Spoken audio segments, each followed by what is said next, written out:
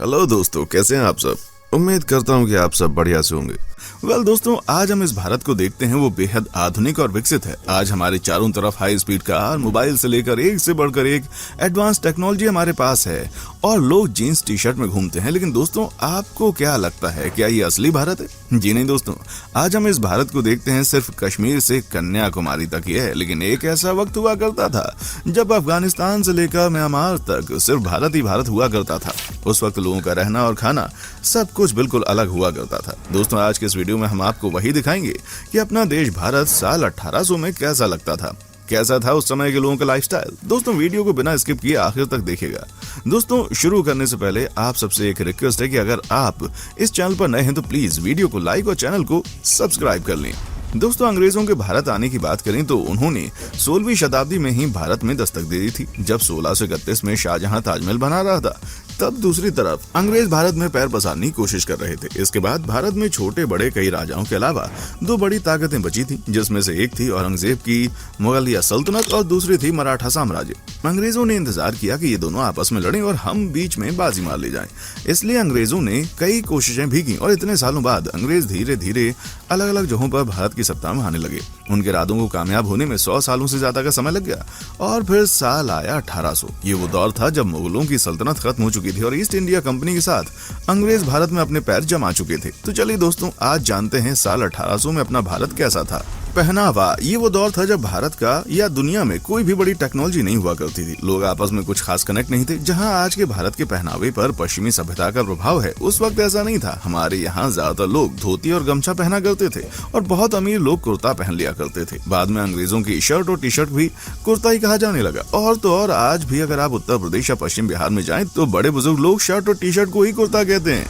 आबादी, जहां आज आपको हर जगह खूब भीड़ भाड़ देखने को मिलती है, वहीं उस वक्त ऐसा कुछ नहीं था। उस समय ज्यादातर जगहों पर भीड़ भाड़ नहीं हुआ करती थी। पूरे भारत में करीब 16 करोड़ लोग भी थे। यहाँ पर पूरे भारत से हमारा मतलब है कि अखंड भारत, भारत जो कि पाकिस्तान, बांग्लादेश, बर्मा और अफगानिस्तान से मिलकर बना है।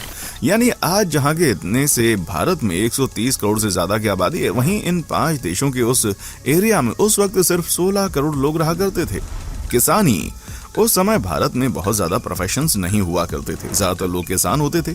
उस वक्त भारत में मुख्य तौर पर नील कॉटन, अफीम, गेहूं, धान की खेती होती थी, जिसे अंग्रेज ग्लोबल मार्केट में अच्छी कीमतों में बेचते थे। किसान पूरा दिन खेती बाड़ी और पशुपालन करते थे और शाम को अपने घरों में आकर भजन कीर्तन और सत्संग किया करते थे। रात में जल्दी जल्दी सो जाते थे और सुबह फिर से जल्दी उठ जाते थे। यही भारत के ज्यादातर लोगों का दिन भर का काम होता था।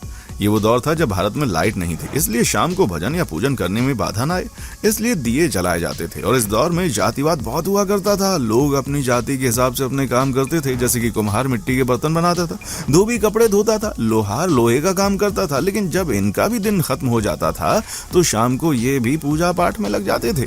शहर, ये तो हुई भैया गांव की बात, और उस समय इतनी गांव थे कि गांव ही भारत को रिप्रेजेंट करते थे। शहर बहुत कम होते थे। अब बात करते हैं अपने देश के शहरों की। शहरों की बात करें तो ज्यादातर लोग मिलों में मजदूरी का काम करते थे। अंग्रेजों के दौर में पहले भारत में मुख्य तौर पर कॉटन की ही मिल्स थीं, लेकिन अंग्रेजों के बाद भारत के टेक्सटाइल इंडस्ट्री ग्लोबल हो गई। वहीं दूसरी ओर हैंडलूम इंडस्ट्री अपने पतन की तरफ जा रही थी। इन मिलों में हाथों से की गई सारी कारीगरी की जाती थी और लखनऊ और बनारस की हैंडलूम इंडस्ट्री की धूम दुनिया भर में हो गई थी। उस समय लोगों का काम बहुत मेहनत का हुआ करता था, क्योंकि उस समय ना तो बिजली थी और ना ही आज की जैसी कोई आधुनिक टेक्नोलॉजी। लगभग सारा काम हाथों से किया जाता था। भारत में बिजली 1879 में आई थी और ये सिर्फ शहरों में आई थी। भारत के गांव बिजली पहुंचने में अभी कई साल लग गए। 1800 से पहले भारत अपनी कमाल की कारीगरी के लिए मशहूर था। यूपी से बंगाल तक भारतीय क्लॉथ इंडस्ट्री का बोलबाला था। लेकिन ब्रिटिश के आने के बाद से ही इंडस्ट्री पतन की ओर जाने लगी। इनकी वजह साफ थी, भारतीय कपड़ों की क्वालिटी तो अच्छी थी, पर इन्हें बनने में वक्त और मजदूर दोनों लगते थे। जबकि ब्रिटिश अपनी फैक्ट्रीज में कम टाइम में मशीनों के जरिए रेडीमेड कपड़े तैयार कर लेते थे, जो कि कीमत में भी भारतीय कपड़ों से काफी सस्ते थे। ट्रेन, आज भारतीय रेल दुनिया की चौथी सबसे बड़ी रेल सर्विस है, लेकिन इसकी शुरुआत 1800 के दौर में हुई। 1832 में मद्रास में सबसे पहले भारत में रेल चलाने का प्रपोजल रखा गया था, जो कि सिर्फ इंडस्ट्रीज के लिए था, क्योंकि अंग्रेज भारत में इंडस्ट्री को तेजी से डेवलप करना चाहते थे। और फिर 1837 में रेड हिल रेलवे ने रेड हिल से चिंता द्रिपेड़ तक पहली रेल चलाई। ये एक स्टीम इंजन से चलने वाली ट्रेन थी, जिसका इस्तेमाल मद्रास में बन रहे रोड के लिए लेटराइट पत्थर ले जाने के लिए किया जाता था। इनकम, अगर इनकम की बात करें तो उस वक्त जहां भारत में अंग्रेज बहुत अच्छे पैसे कमा रहे थे, तो वहीं भारतीयों की हालत दिन ब दिन बदतर होती जा रही थी। एक डेटा के मुताबिक साल 1800 के आसपास एक यूरोपियन क्लर्क की सैलरी 40 पाउंड थी और वहीं एक आम इंडियन की तनख्वाह 40 गुना कम थी। अब इस बात से आप अंदाजा लगा सकते हैं कि भारतीय किसानों की क्या आय उस वक्त रही होगी। ऊपर से किसान हर साल बाढ़ सूखे के साथ साथ उन पर लगे लगाम की मार से भी परेशान रहते थे। उस समय कुछ अमीर लोग भी हुआ करते थे, जिनमें से सब नहीं लेकिन कुछ लोग हमेशा इस फिराक में रहते थे कि कैसे अंग्रेजों के साथ उनकी दोस्ती हो जाए, और कुछ अमीर अपनी सूझबूझ से ठीक ठाक पैसे कमा लेते थे। बीमारियां, आज के समय में जो बीमारियां आम हो गई हैं वो उस वक्त महामारियां थीं। जैसे उस टाइम में कॉलरा और प्लेग आम तौर पर फैलते थे और इन बीमारियों की दवाएं भी नहीं थी। उसी वजह से इनके सामने लोग बेबस थे। एजुकेशन की बात करें तो उस वक्त 10% से भी कम भारतीय पुरुष पढ़े लिखे थे और 1% से भी कम महिलाएं। इनमें से भी ज्यादातर आंकड़े शहरों के ही हैं। गाँव में इससे भी बदतर हालात थे।